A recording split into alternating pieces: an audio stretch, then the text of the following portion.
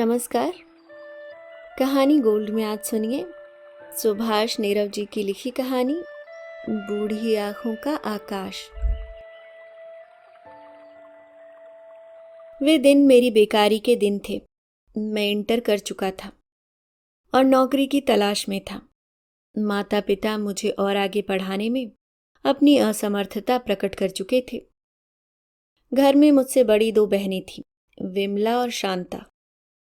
विमला जैसे तैसे high school कर चुकी थी, लेकिन शांता 8वीं जमात से आगे न बढ़ सकी। माता पिता वैसे भी लड़कियों को अधिक पढ़ाने के पक्ष में कतई नहीं थे। उनका विचार था कि अधिक पढ़ी लिखी लड़कियों के लिए अपनी बिरादरी में वर ढूंढने में काफी मुश्किलें आती हैं। दोनों बहनें घर के कामकाज में माँ का हाथ बटाती थीं। उन दोनों की बारियां बंधी थीं। सुबह का काम विमला देखती थी, शाम का शांता। बीच बीच में माँ दोनों का साथ देती रहती थी। पड़ोस की अपर्णा आंटी से विमला सिलाई कढ़ाई सीख चुकी थी और शांता अभी सीख रही थी। पिता एक सरकारी फैक्ट्री में वर्कर थे। फैक्ट्री में सुबह 8 बजे से लेकर शाम 5 बजे तक वह लोहे से कुश्ती लड़ते और शाम को हारे हुए योद्धा की भांति घर में घुसते। पिछले 1 साल से फैक्ट्री में ओवरटाइम बिल्कुल बंद था।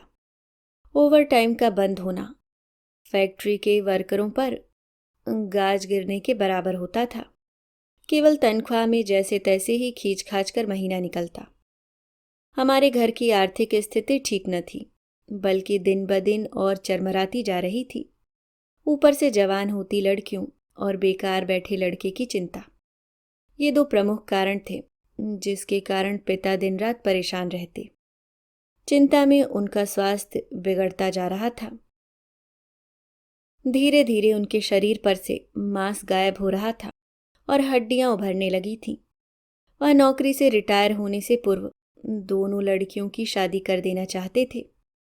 ऐसी स्थितियों में उनकी नजरें मुझ पर टिकी थीं और वह कहीं भीतर से आशान्वित भी थे कि उनका बेटा इस विकट स्थिति में उनका सहारा बनेगा और उनके कंधों पर पड़े बोझ को कुछ हल्का करेगा।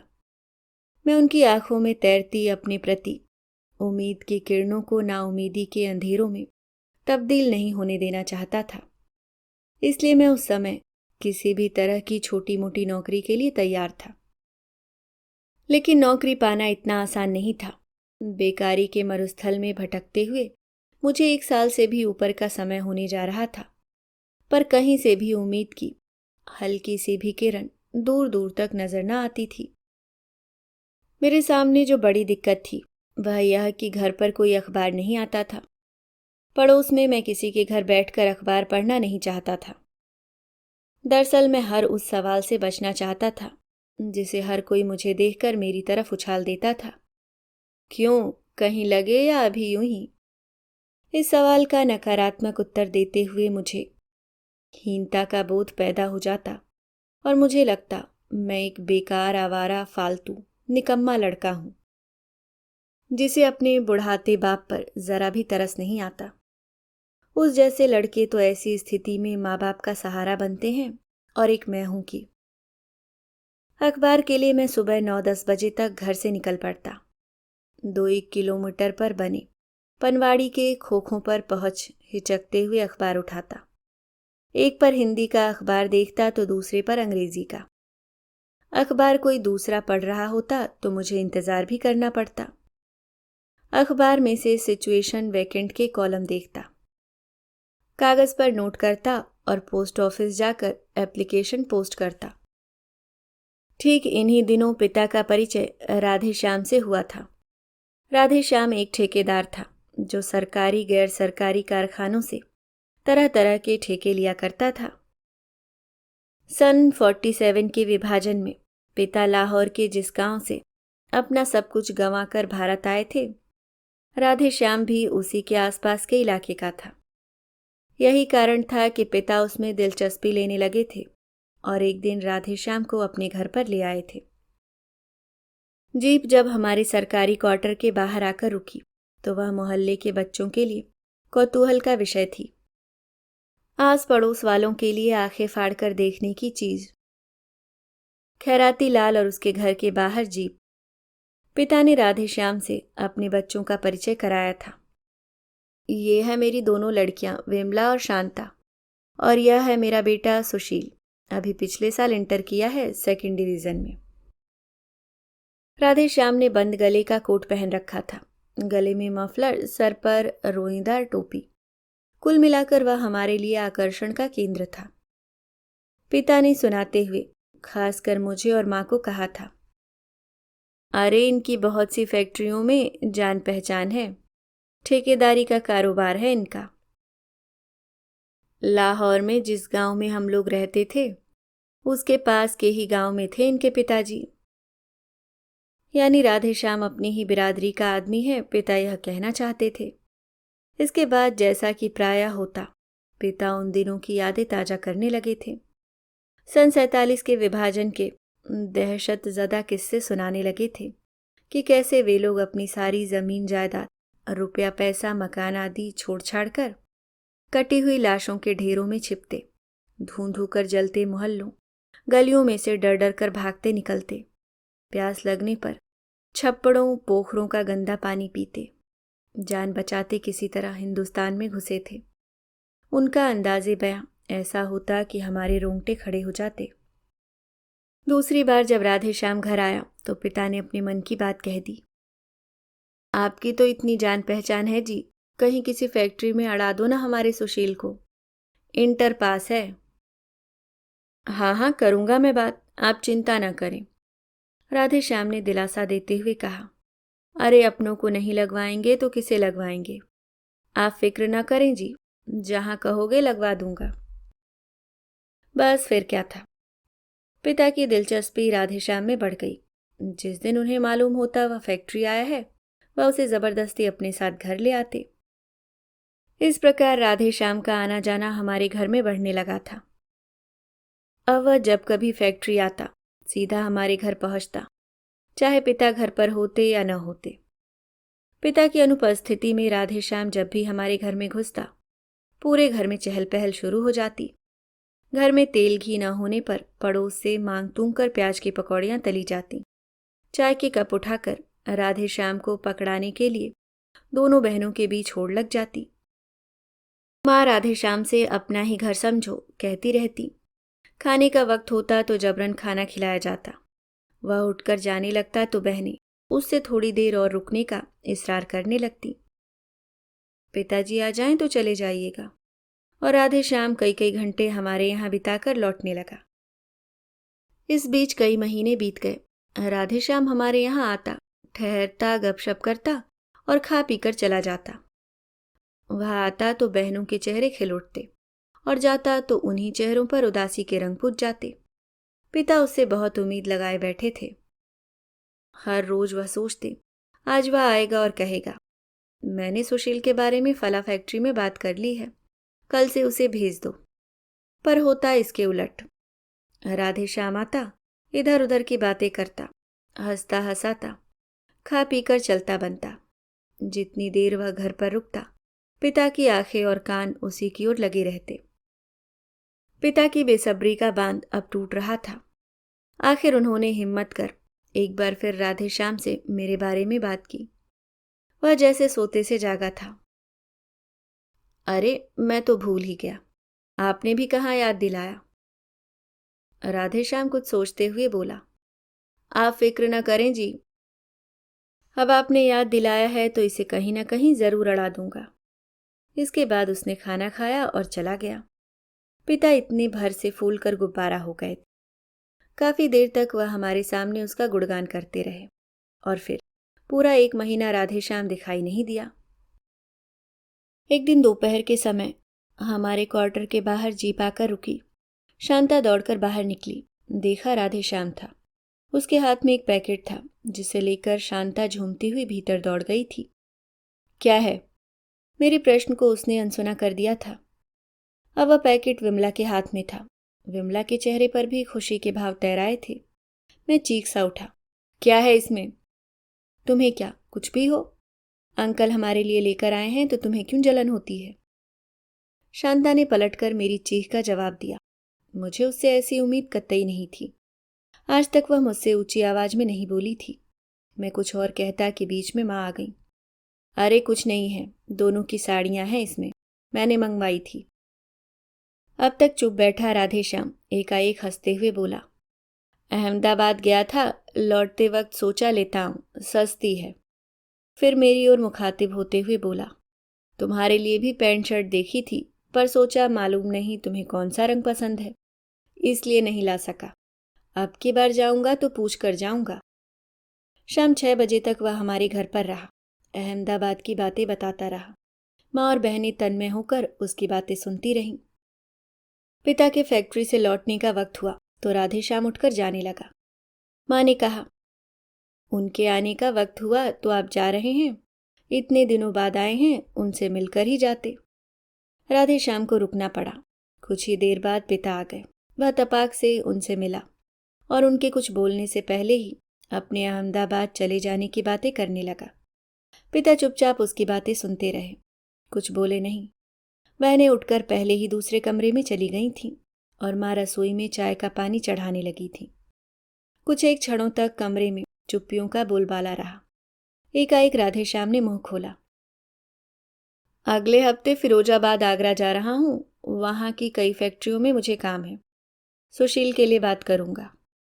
पिता अभी भी चुप थे, वह सुन रहे थे बस। सुशील को साथ लेता जाऊंगा, आमने सामने बात हो जाएगी। राधेश्याम मेरी ओर देखकर बोला, कभी आगरा गए हो? ताज देखने की चीज है, इस बहाने तुम उसे भी देख लेना। मेरे मन में ताजमहल देखने की इच्छा पिछले कई सालों से थी। कॉलेज की ओर से एक टूर गया था, छात्र छात्राओं का। सबने 100-100 रुपए मिलाए थे। मैं 100 रुपयों के कारण न जा सका था। इधर ही कहीं देखते तो अच्छा रहता, इतनी दूर। पिता के मुंह से काफी देर बाद बोल फूटे थे। लगता था जबरन आवाज को भीतर से बाहर धकेलने की कोशिश कर रहे हूं। अरे भाई साहब, 1-2 साल उधर कर लेगा, कुछ एक्सपीरियंस हो जाएगा तो इधर किसी अच्छी फैक्ट्री में लगवा दूंगा, आप फिक्र क्यों करते हैं। उस दिन मैं बहुत खुश था। एक दिन पहले ही मैंने अपनी इकलौती पैंट शर्ट धोकर प्रेस करा कर रख ली थी और दिनों की अपेक्षा उस दिन मैं सुबह जल्दी उठ गया था और नहा धोकर तैयार होकर बैठा था। पिता के फैक्ट्री चले जाने के तुरंत बाद राधेश्याम पहुंचा था।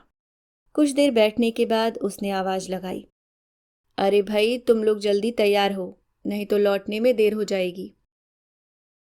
मैं तैयार था और राधेश्याम मुझे देख चुका था, लेकिन उसका तुम लोग मुझे हैरान करने लगा। थोड़ी ही देर में सारी स्थिति साफ हो गई। शांता और विमला तैयार होकर बाहर निकल आई थीं। मेरा सारा उत्साह एकाएक ठंडा पड़ गया। मेरी इच्छा कपड़े उतारकर फेंक देने की हुई। बहनों की हंसी मुझे अंदर तक चुभ रही थी। राधेश्याम की चालाकी पर मुझे गुस्सा आ रहा था। मेरी और पिता की अनुपस्थिति में राधेश्याम और बहनों के बीच जरूर कोई खिचड़ी पकती है। मुझे नौकरी दिलानी नहीं, इस बहाने विमला और शांता के साथ मौज मस्ती के उद्देश्य से जा रहा था वह। कोई नहीं जाएगा, न मैं, न शांता, न विमला। मैं चीख कर कहना चाहता था, पर चीख मेरे अंदर ही तड़फड़ाकर दम तोड़ गई। माँ को भी शायद इस बारे में अधिक जानकारी नहीं थी। दोनों लड़कियों को तैयार हुआ देख उसने पूछा, तुम दोनों कहाँ चली तैयार होकर? राधेश्याम उठकर आगे बढ़ाया, बोला, बच्चियां हैं, ताज देखने की उत्सुकता होना स्वाभाविक है बच्चों में। इस बहाने सुशील के संग ये भी घूम लेंगी आगरा। कहाँ रोज रोज जाना होता है।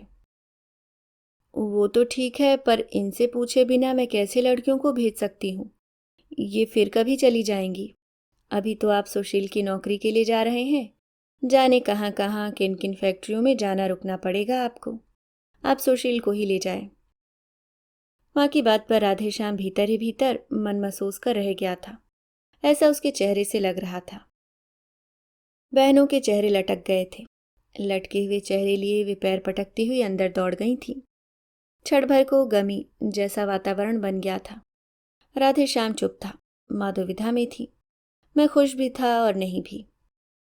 चलो, राधेश्याम ने मेरी ओर देखकर कहा और जीप में जा बैठा। जीप स्टार्ट हो चुकी थी, लेकिन मैं अभी भी माँ के पास असमंजस की स्थिति में खड़ा था। माँ ने पल्लू में बंधे 100 रुपए मुझे थमाए और कहा, रख ले, ज़रूरत पड़ जाती है कभी कभी। मैं चुपचाप जाकर जीप में बैठ गया। मेरे बैठते ही जीप झटके से आगे बढ़ गई।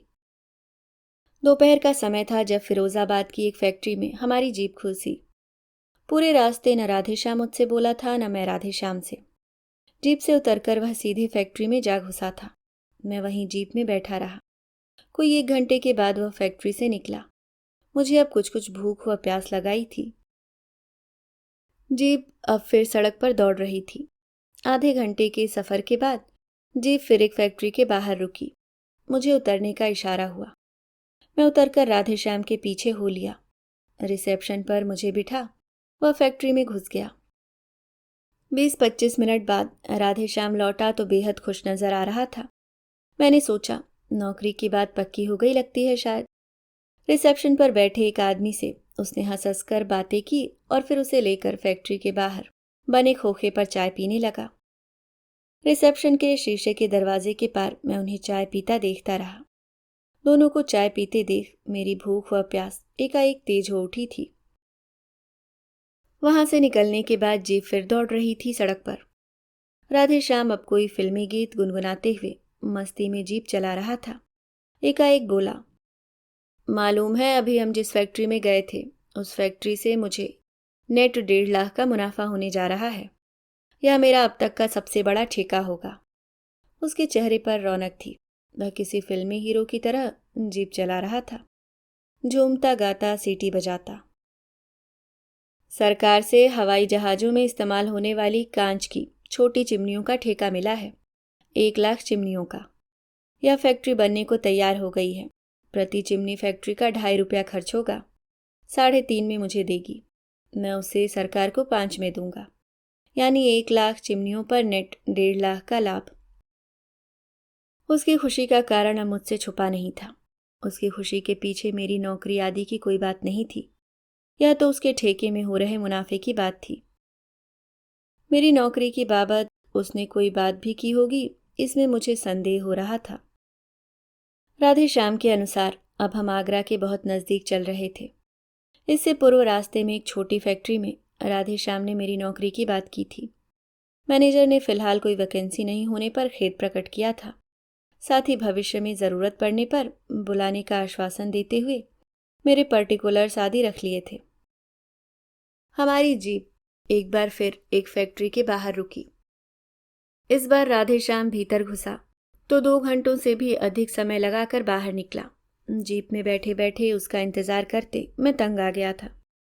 इस बीच मैंने फैक्ट्री के बाहर बने हैंडपंप से पानी पिया था और वक्त काटने के लिए इधर उधर चहलकदमी करता रहा था।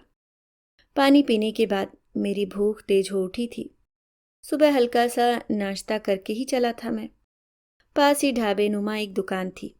सोचा राधेश्याम के बाहर निकलने से पहले कुछ खा लूं।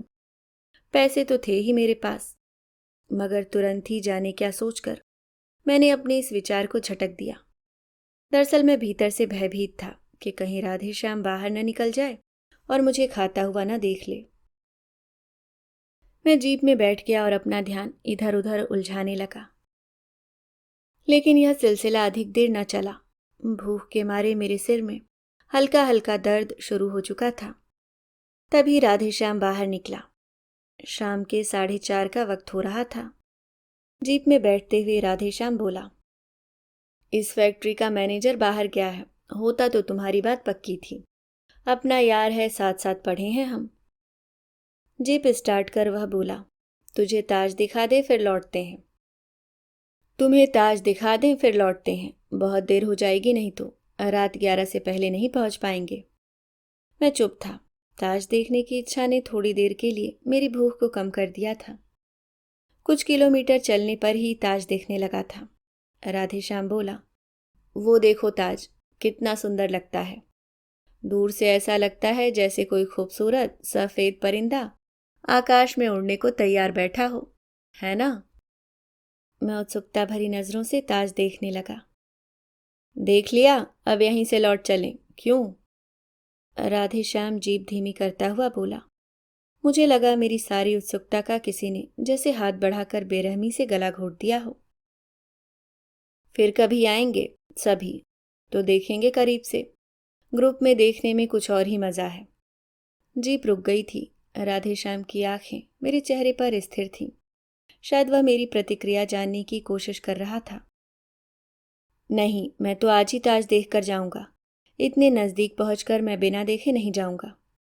मैं हैरान था, मेरे गले से यह सब कैसे निकला। मेरा चेहरा तना हुआ था, आंखें अभी भी ताज को देख रही थीं। राधेश्याम ने बिना कुछ बोले जीप सड़क पर दौड़ानी आरंभ कर दी थी। कोई आधे घंटे बाद हम ताज के पास थे। जीप पार्क कर राधेश्याम बोला, मैं यहीं ठहरता हूं, तुम आधे घंटे में देख दाख कर आओ, मैं यहीं पर मिलूंगा, ठीक? मैं अपनी अतड़ियों में तेजी से छुरी की तरह कुछ घुमड़ता हुआ महसूस कर रहा था। भूख और सिरदर्द की वजह से खूबसूरत दिखने वाला ताज अब मुझे कतई अच्छा नहीं लग रहा था। अनमने भाव से मैं ताज की ओर बढ़ा। दूर से खूबसूरत सफ़ेद परिंदे सा देखने वाला ताज मुझे अब किसी विशाल सफ़ेद दैत्य सा लग रहा था। उसकी चारों मीनारें मुझे लंबी लंबी बाहों के समान लग रही थीं। एक औरत की लाश को अपनी चंगुल में फंसाए दैत्य हंस रहा था।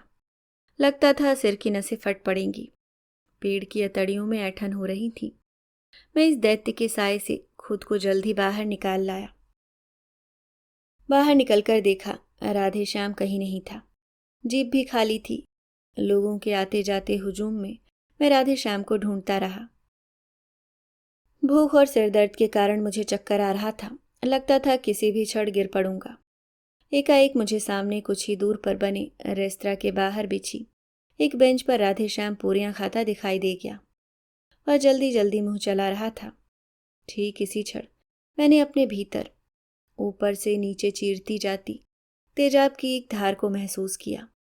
मैं अधिक देर वहां खड़ा न रह सका। वहां से हटकर मैंने तुरंत बस स्टैंड के लिए रिक्शा किया। घर पहुंचने के लिए माँ के दिए हुए 100 रुपए मुझे काफी लग रहे थे। अभी आप सुन रहे थे सुभाष नीरव जी की लिखी कहानी बूढ़ी आंखों का आकाश। दोस्तों, अगर आपको कहानी पसंद आई तो वीडियो को लाइक ज़रूर करें और अगर आप चैनल पे नए हैं तो सब्सक्राइब करना ना भूलें। धन्यवाद।